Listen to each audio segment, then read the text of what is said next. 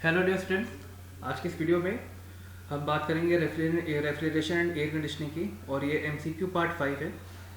इस पार्ट में हम लास्ट के जो चैप्टर्स हैं साइक्रोमेट्री और जो साइक्रोमेट्री के जो फंक्शंस हैं और एयर कंडीशनिंग, इनके बारे में बात करेंगे।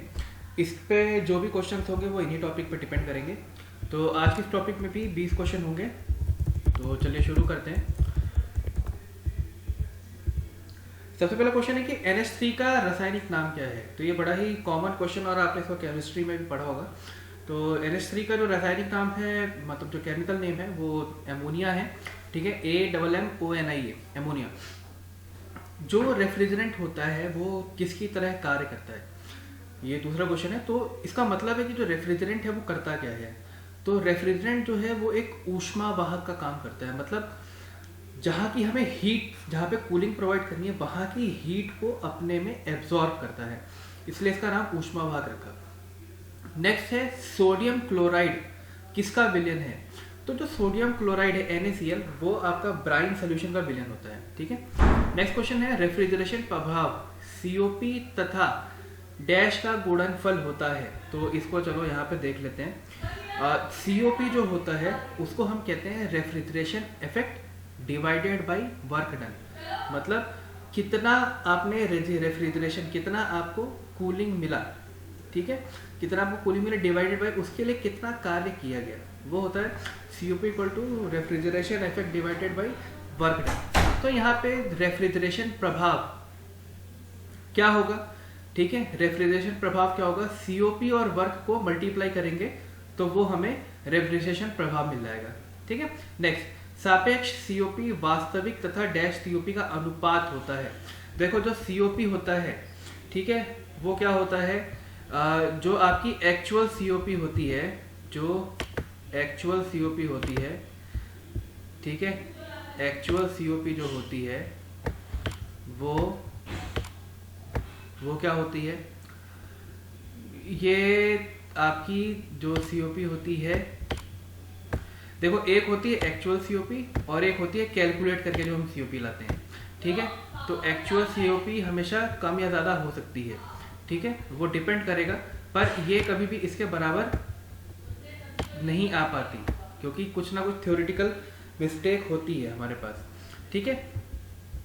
तो जो आपकी COP है, ठीक है, वो एक्चुअल बाई रिलेटिव का अनुपात होता है। ठीक है, वो एक्चुअल और रिलेटिव का, यहाँ पे एक्चुअल लिख लीजिए, यहाँ पे रिलेटिव लिख लीजिए, तो ये इसका अनुपात होता है COP का।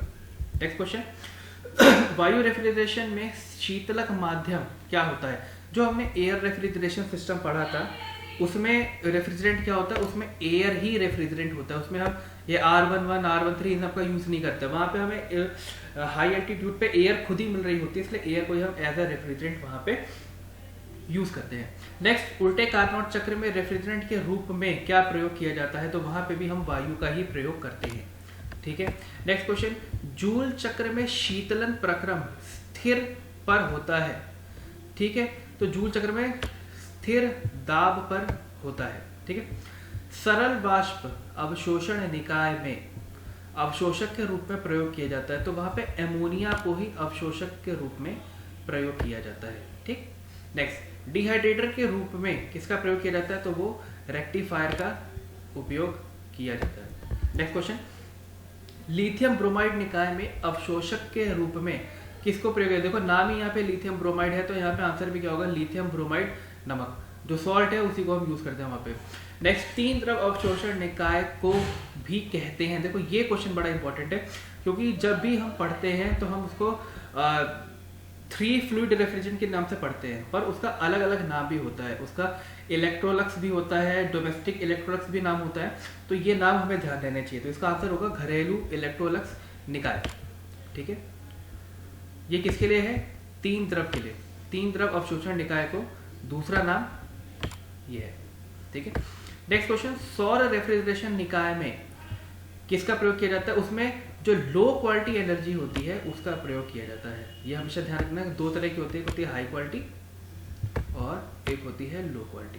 तो लो क्वालिटी का वहां पे प्रयोग किया जाता है। ठीक है। नेक्स्ट, डीबीटी का पूरा नाम क्या है और डब्ल्यूबीटी का पूरा नाम क्या है। देखो ये तो दोनों क्वेश्चन है, ये साइक्रोमेट्री पे आते हैं, ठीक है। तो ये मैंने इसकी वीडियो भी बनाई है पहले, आप उसको रिफर कर सकते हैं। डीबीटी का पूरा नाम होता है ड्राई बल्ब टेम्परेचर और डब्ल्यूबीटी का नाम होता है वेट बल्ब टेम्परेचर, ठीक है। कहने का मतलब है कि आपको एक ट्यूब ले लीजिए, ठीक है, उस पर कोई गीला कपड़ा बांध दीजिए, तो उस समय एटमॉस्फेयर में जो उसका टेम्परेचर होगा वो कहलाएगा वेट बल्ब टेम्परेचर, और बिना कपड़े के अगर हम उसका टेम्परेचर नापते हैं तो वो कहलाता है ड्राई बल्ब टेम्परेचर, ठीक है। नेक्स्ट क्वेश्चन, डीपीटी का पूरा नाम क्या है, ड्यू पॉइंट टेम्परेचर होता है।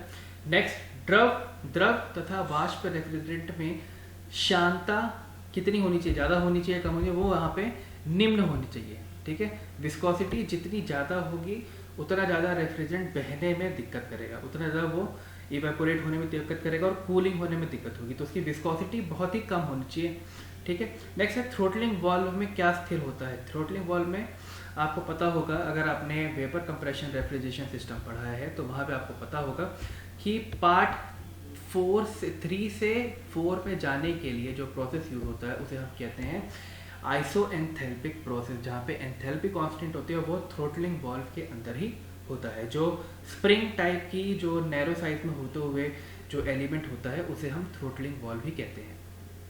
नेक्स्ट क्वेश्चन, डैश वायु में जल के कण विद्यमान नहीं होते, तो शुष्क वायु में जल के कण विद्यमान नहीं होते, ये हम ड्राई एयर की बात करें। नेक्स्ट, ह्यूमिड एयर की बात करें, डैश वायु में जल वाष्प का मिश्रण होता है तो वो आर्द्र होती है, यानी कि ह्यूमिड एयर, ठीक है। ह्यूमिड एयर में जल वाष्प का मिश्रण होता है। तो आज की इस वीडियो में हमने 20 क्वेश्चन के यहाँ से शुरू हुआ था, और तो आई होप कि ये एग्ज़ाम में आपके बड़े ही यूज़फुल होगा। इससे कई सारे क्वेश्चन फंसने की बहुत उम्मीद है, क्योंकि ये पूरे चैप्टर को कवर करते हुए मैं चला हूँ इन सारी चीज़ों को, ठीक है। तो आज के इस वीडियो में इतना ही। Thank you very much.